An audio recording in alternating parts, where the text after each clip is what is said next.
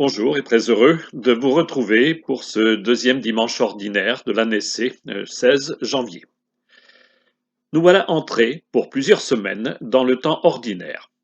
L'année C, en 2021-2022, suit l'Évangile selon saint Luc. Mais chaque année, pour le deuxième dimanche ordinaire, dimanche prochain, nous commençons en écoutant un récit emprunté à saint Jean. Nous ne commencerons Luc que la semaine prochaine. Cette année, c'est le récit des noces de Cana qui est proposé à notre méditation. Pourquoi ce récit d'un repas de mariage? Que représentent ces noces pour notre foi? Le message se résume pour l'essentiel dans cette parole tirée du livre de l'Apocalypse que nous entendons chaque dimanche juste avant de communier. Heureux les invités au repas des noces de l'agneau. C'est au chapitre 19, verset 9 de l'Apocalypse. La première lecture aborde le même thème des noces, par cette image de l'amour conjugal dans le livre du prophète Isaïe. Le Seigneur déclare son amour pour son peuple comme un mari le ferait pour son épouse.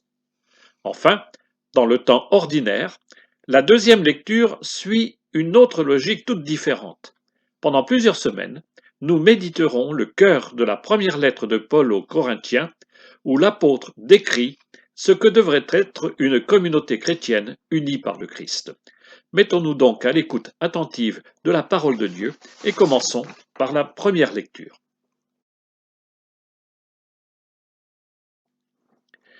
Les spécialistes se demandent, sans trouver la réponse définitive, à quel moment et dans quel contexte se sont écrits les derniers chapitres du livre d'Isaïe.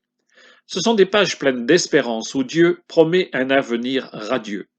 La semaine prochaine, nous écouterons le chapitre 61 qui annonce la venue du Messie. Cette semaine, c'est le début du chapitre 62. Dieu s'engage à parler fort pour défendre son peuple. Fini le temps du désastre. Place maintenant au temps des épousailles entre le Seigneur et Jérusalem. Cette belle image des noces entre Dieu et son peuple se trouve donc au chapitre 62 d'Isaïe, les versets 1 à 5. Pour la cause de Sion, je ne me tairai pas, et pour Jérusalem, je n'aurai de cesse que sa justice ne paraisse dans la clarté, et son salut comme une torche qui brûle. Et les nations verront ta justice, tous les rois verront ta gloire, on te nommera d'un nom nouveau que la bouche du Seigneur dictera. Tu seras une couronne brillante dans la main du Seigneur, un diadème royal entre les doigts de ton Dieu. On ne te dira plus délaissé. À ton pays, nul ne dira désolation. Toi, tu seras appelé ma préférence. Cette terre se nommera l'épousée, car le Seigneur t'a préféré, et cette terre deviendra l'épousée. Comme un jeune homme épouse une vierge, ton bâtisseur t'épousera. Comme la jeune mariée fait la joie de son mari, tu seras la joie de ton Dieu. Sion, autrement dit Jérusalem, sera comme une reine dont toutes les nations verront la gloire et la beauté. On devine dans ces paroles que Dieu prononce que le temps de la grande épreuve de l'exil et de la désolation n'est pas très éloigné. Le peuple de Dieu s'est cru abandonné pour toujours. Mais Israël est revenu au pays et Dieu lui promet des jours meilleurs. Il porte sur son peuple un regard d'amour, comme un époux choisit celle qu'il aime et s'engage auprès d'elle, comme une épouse est une source de bonheur pour son époux. L'image dit l'alliance renouvelée entre Dieu et Israël. Le Christ, pour nous chrétiens, n'est-il pas venu sceller cette alliance nouvelle jusqu'au sang versé pour nous? Et maintenant, nous nous tournons vers la deuxième lecture.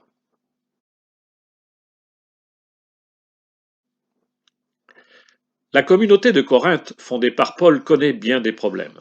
Le plus grave, c'est la division, y compris dans ce qui fait le cœur de l'unité dans la foi, le repas du Seigneur. Après avoir rappelé ce que devrait être ce repas entre frères où le Seigneur se donne en nourriture, Paul décrit ce qui scelle l'amour entre frères. Il invite à réguler la vie de la communauté. Sans doute on s'affrontait à Corinthe pour savoir qui fait quoi dans cette communauté. Paul rappelle ici l'essentiel, le souci de l'unité dans la diversité. Nous lisons donc la première lettre de saint Paul aux Corinthiens, au chapitre 12, des versets 4 à 11. Frères, les dons de la grâce sont variés, mais c'est le même esprit. Les services sont variés, mais c'est le même Seigneur. Les activités sont variées, mais c'est le même Dieu qui agit en tout et en tous. À chacun est donnée la manifestation de l'Esprit en vue du bien. À celui-ci est donnée par l'Esprit une parole de sagesse, à un autre une parole de connaissance selon le même Esprit. Un autre reçoit dans le même Esprit un don de foi, un autre encore dans l'unique Esprit des dons de guérison. À un autre est donné d'opérer des miracles, à un autre de prophétiser, à un autre de discerner les inspirations, à l'un de parler diverses langues mystérieuses, à l'autre de les interpréter. Mais celui qui agit en tout cela, c'est l'unique et même Esprit. Il distribue ses dons comme il le veut, à chacun en particulier. Chacun peut donc trouver sa place dans la communauté. Tous peuvent y avoir un rôle selon ce que l'Esprit Saint donne à chacun. On appelle ce don de l'esprit les charismes. À l'époque de Paul, certains ont le don d'être de bons conseils, ils ont reçu la sagesse. D'autres savent expliquer et transmettre le message de la foi, ils ont le don de la connaissance. Les uns ont la foi chevillée au cœur pour entraîner les autres. Certains ont reçu le don de guérir ou les corps ou les cœurs, et ce don peut se mettre au service des malades. Mystérieux donc que celui de la glossolalie de certains qui expriment en langage étonnant leurs louanges, mais que d'autres savent traduire. Pour Paul, ce qui compte, c'est que chacun se mette au service de tous, car tous ces dons viennent de l'Esprit Saint. Nos communautés chrétiennes gagneraient à mieux discerner les charismes utiles aujourd'hui pour l'Église et pour sa mission. Quels dons, aujourd'hui, sont vraiment l'œuvre de l'Esprit Saint et nous donnent de connaître que le Christ n'a pas abandonné son peuple. Ces dons sont-ils mis au service de l'unité et de la mission? La lettre de Paul reste vraiment d'actualité pour nous. Et maintenant, nous allons nous tourner vers l'évangile de ce dimanche. Le premier chapitre de l'évangile de Jean commence par un prologue théologique qui nous dit « Le Verbe s'est fait chair ». Il y ajoute aussi la mission de Jean-Baptiste et l'appel des premiers disciples. Dans les chapitres 2 à 4, on voit Jésus chasser les marchands du temple. Il rencontre ensuite, dans la nuit, un juif, Nicodème, et en plein midi, une femme de Samarie près du puits de Jacob. Tous ces récits sont encadrés par deux miracles que Jésus fait à Cana en Galilée. Le premier, lors d'un mariage. Le second, c'est la guérison à distance d'un malade qui habite à Capharnaüm. L'évangile de ce dimanche raconte donc le premier miracle de Jésus. On devrait dire signe, car Jean n'emploie jamais le mot miracle qu'il remplace par signe. Ce récit que nous connaissons bien se trouve au chapitre 2 de Jean, les versets 1 à 11. En ce temps-là, il y eut un mariage à Cana de Galilée. La mère de Jésus était là. Jésus aussi avait été invité au mariage avec ses disciples. Or, on manqua de vin. La mère de Jésus lui dit, « Ils n'ont pas de vin. » Jésus lui répond, « Femme, que me veux-tu? Mon heure n'est pas encore venue. » Sa mère dit à ceux qui servaient, « Tout ce qu'il vous dira, faites-le. » Or, il y avait 6 jarres de pierre pour les purifications rituelles des Juifs. Chacune contenait 2 à 3 mesures, c'est-à-dire environ 100 litres. Jésus dit à ceux qui servaient, « Remplissez d'eau les jarres. » Et ils les remplirent jusqu'au bord. Il leur dit, « Maintenant puisez et portez-en au maître du repas. » Ils lui emportèrent. Et celui-ci goûta l'eau changée en vin. Il ne savait pas d'où venait ce vin, mais ceux qui servaient le savaient bien, eux qui avaient puisé l'eau. Alors le maître du repas appelle le marié et lui dit, « Tout le monde sert le bon vin en premier, et lorsque les gens ont bien bu, on apporte le moins bon, mais toi, tu as gardé le bon vin jusqu'à maintenant. » Tel fut le commencement des signes que Jésus accomplit. C'était à Cana de Galilée. Il manifesta sa gloire, et ses disciples crurent en lui. Jean raconte ce mariage à Cana pour nous en donner une lecture théologique, mais le risque serait de n'en faire qu'une lecture symbolique. Or, méfions-nous. L'évangile de Jean s'appuie sur des événements réels. Le contexte est bien celui d'un mariage à Cana. Jésus y est invité avec sa mère et ses disciples. Mais on ignore qui sont les mariés. On sait seulement que le marié n'a pas prévu assez de vin.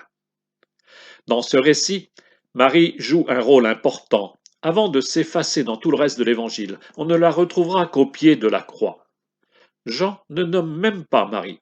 Elle est appelée la mère de Jésus. C'est elle qui demande à son fils d'intervenir. La réponse de Jésus pose question. On devrait traduire: qu'y a-t-il entre moi et toi? On a pensé cette réponse rude du genre: de quoi te mêles-tu? Il faudrait plutôt entendre, me semble-t-il: que me demandes-tu? En invitant les serviteurs à faire ce que leur commanderait Jésus, Marie lui fait confiance. Elle n'est plus une mère interpellant son fils, mais elle est le modèle du disciple qui prie le Seigneur d'intervenir. Marie commence ici son propre chemin de conversion. Mise à l'épreuve au pied de la croix, sa foi s'épanouira au matin de Pâques. Dans sa réponse à sa mère, Jésus ajoute: Mon heure n'est pas encore venue. Dans la Bible, et surtout chez Jean, l'heure, c'est le temps attendu où Dieu va intervenir. En changeant l'eau en vin, Jésus accepte d'ouvrir ce temps béni de la révélation finale. Mais ce ne sera vraiment l'heure qu'au dernier instant. C'est dans la mort sur la croix et la résurrection que le Christ vivra vraiment son heure. À Cana, Jésus accepte d'anticiper son heure et change l'eau en vin. L'Évangile précise: tel fut le commandement des signes que Jésus accomplit. Les signes, chez Jean, ce sont bien sûr les miracles, ces actes de Jésus qui manifestent la gloire de Dieu. Ce signe à Cana a transformé la mère de Jésus. Il a suscité la foi des premiers disciples. En revanche, les serviteurs ont vu le signe sans croire. Le maître de cérémonie a goûté le vin qu'il trouve bon. Il reproche même au marié de le servir à la fin du repas. Mais ni lui, ni le marié n'ont vu le signe. Seuls les disciples ont vu le signe. Et, ajoute le texte, ils crurent en lui. Les disciples, ce n'est pas seulement le groupe des premiers compagnons. Ce sont, après Pâques et jusqu'à aujourd'hui, tous ceux qui voient le signe et qui croient. Le véritable époux de ces noces, c'est le Christ. L'épouse, c'est nous, le peuple des croyants. Les 6 cuves de vin, c'est la profusion des dons dans le repas eucharistique qui anticipe le banquet des noces éternelles où nous sommes invités. Un père de l'Église a pu écrire: Ont-ils tout bu? Non, car nous en buvons encore.